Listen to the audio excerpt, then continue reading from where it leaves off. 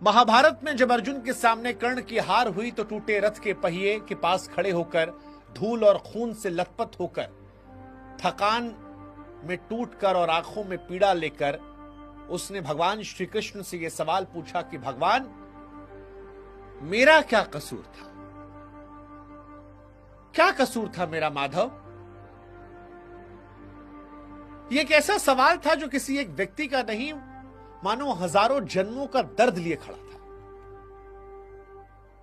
जब कर्ण ने पूछा कि बताइए माधव, मैं कहां गलत था, मैं किस बात का अपराधी था, मैंने ऐसा क्या किया था कि मेरी पूरी जिंदगी संघर्ष, ठुकराहट, अपमान की आग में बीत गई?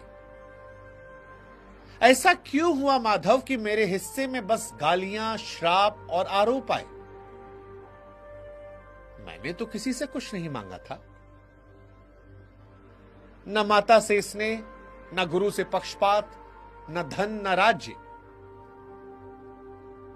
मैंने युद्ध किया, दान किया, मित्रता निभाई, लेकिन इसके बावजूद जीवन के अंतिम क्षणों में भी दुनिया मुझे अपराधी कह रही है। क्यों माधव? क्या दोष था मेरा? कृष्ण कर्ण को देखकर खामोश रहे। भगवान कृष्ण उस व्यक्ति को देख रहे थे जो बाहर से तो कठोर था,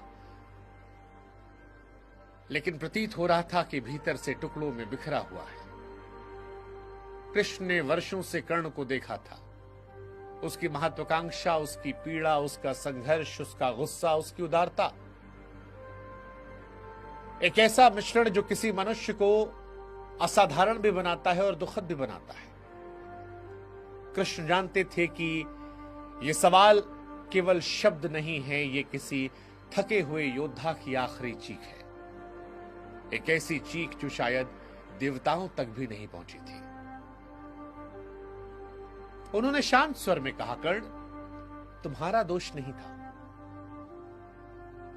पर चुनाव तुम्हारे थे और मनुष्य अपने चुनावों से ही अपनी कहानी लिखता है।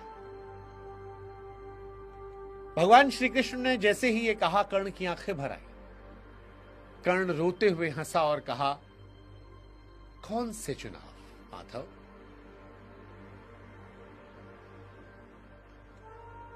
इन आंसुओं के साथ जो हंसी थी उसमें व्यंग्य भी था, पीड़ा भी। उसने पूछा, मैंने कौन सा रास्ता चुना था माधव? कब जीवन में मेरे हाथ में कुछ था? मैं जन्मा तो अवैध संतान की तरह। जिस मां की गोद में होना था, उस मां ने समाज के डर से मुझे